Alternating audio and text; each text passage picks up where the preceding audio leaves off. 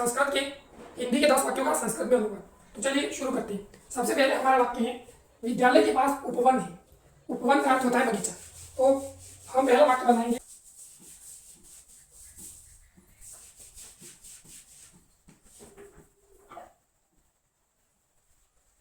विद्यालयम। पास के लिए लिखेंगे हम समीप,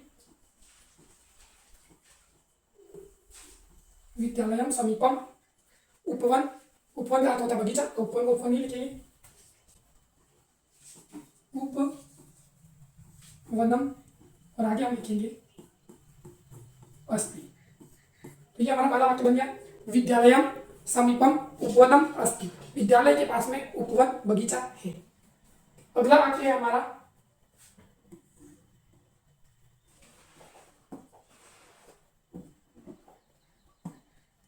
कुएं से पानी निकलता है। तो हम यहाँ लिखेंगे, कुएं को संस्कृत में कहते हैं कूप। तो यहाँ हम लिखेंगे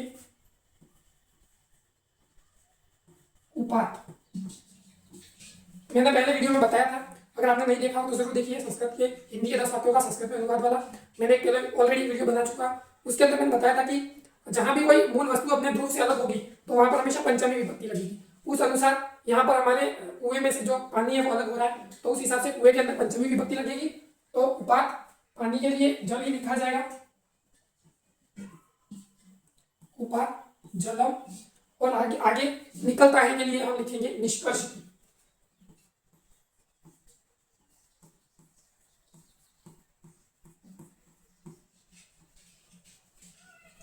तो हमारा वाक्य बन गया, कुएं से जल निकलता है, तो उसका बनेगा उपात जलम निष्कर्षति। अगला वाक्य है हमारा, कवियों में कालिदास श्रेष्ठ है। तो आइए हम इसको बनाते हैं। अब जहां पर भी किसी व्यक्ति को श्रेष्ठ बताया जाता है या किसी अन्य वस्तु से तुलना की जाती है, तो वहां पर हमेशा षष्ठी और सप्तमी दोनों विभक्तियां लगती है। उसके अनुसार हम यहाँ पर देखेंगे। तो कवियों में कालिदास श्रेष्ठ है, तो उसके लिए हम षष्ठी ले सकते हैं। तो हम यहाँ लिखेंगे कविना। हम सप्तमी विभक्ति भी ले सकते हैं, तो यहाँ हम लिखेंगे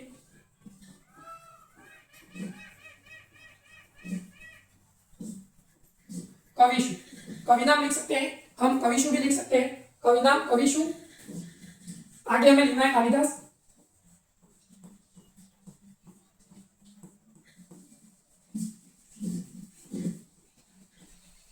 कालिदास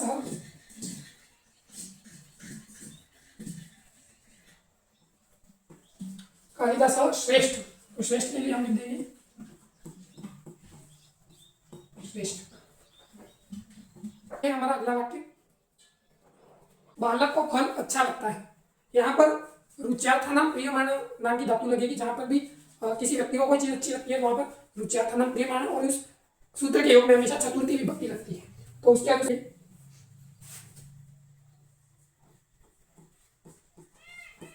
बालकाय, बालक को, तो बालकाय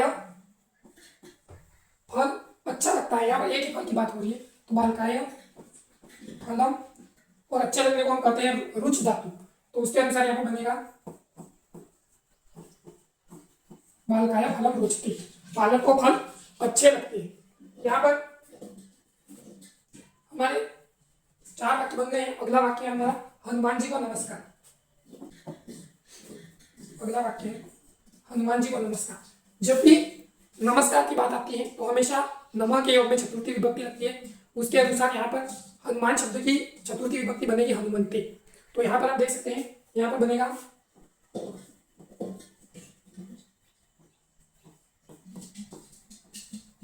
हनुमंते नमः।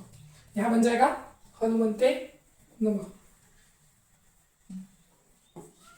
अगला वाक्य है,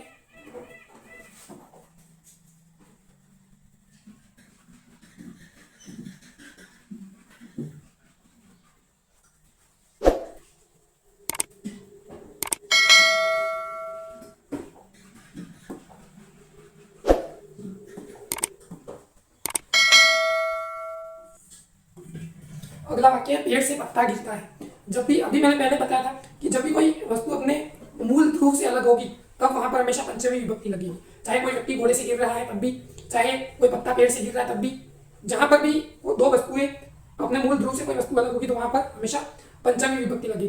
तो उसके अनुसार यहाँ पर आप देख सकते हैं कि पेड़ से पत्ता गिरता है और पेड़ों से पत्ता गिरता है। यहाँ पर दो वाक्य हैं, दोनों लगभग समान ही है, तो हम यहाँ दोनों को एक साथ ले लेंगे कि पेड़ से पत्ता गिरता है। पेड़ को आप कहते हैं वृक्ष,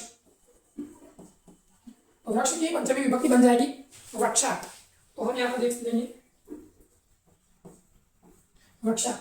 अगर हमें पेड़ों को बहुवचन में लेना है तो वृक्षा वृक्षो वृक्षा, उस अनुसार हमारी पंचमी विभक्ति बनेगी वृक्षा वृक्षाभ्याम वृक्षेभ्य। तो हम यहाँ पर एक पेड़ है तो हम यहाँ पर वृक्षा लिखेंगे, बहुत सारे पेड़ हैं तो हम यहाँ पर लिखेंगे वृक्षेभ्य। तो हमने यहाँ लिख दिया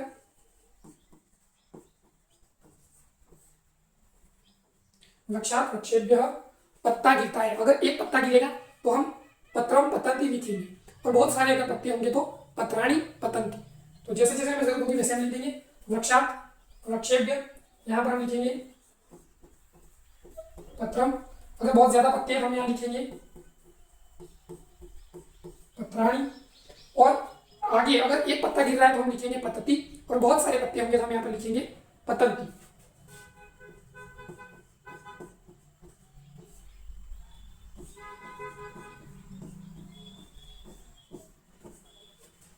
अगर वृक्ष एक है तो एक वृक्ष से अगर एक पत्ता गिर रहा है तो वृक्षा पत्रम पतति।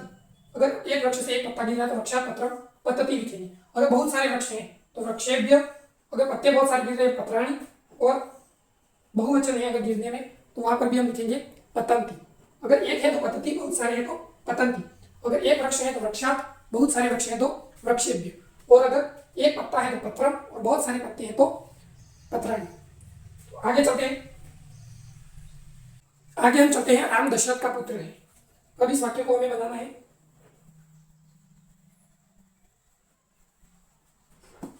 राम दशरथ के पुत्र हैं। तो हम यहाँ पर इस वाक्य को बनाएंगे राम दशरथ का पुत्र है, तो हम यहाँ लिखेंगे रामः दशरथस्य। यहाँ पर षष्ठी विभक्ति लगेगी, जहां पर भी संबंध की बात होती है वहां पर हमेशा षष्ठी विभक्ति होती है। तो रामः दशरथस्य पुत्रम, और आगे आ जाएगा अस्ति। तो राम जो है दशरथ के पुत्र है।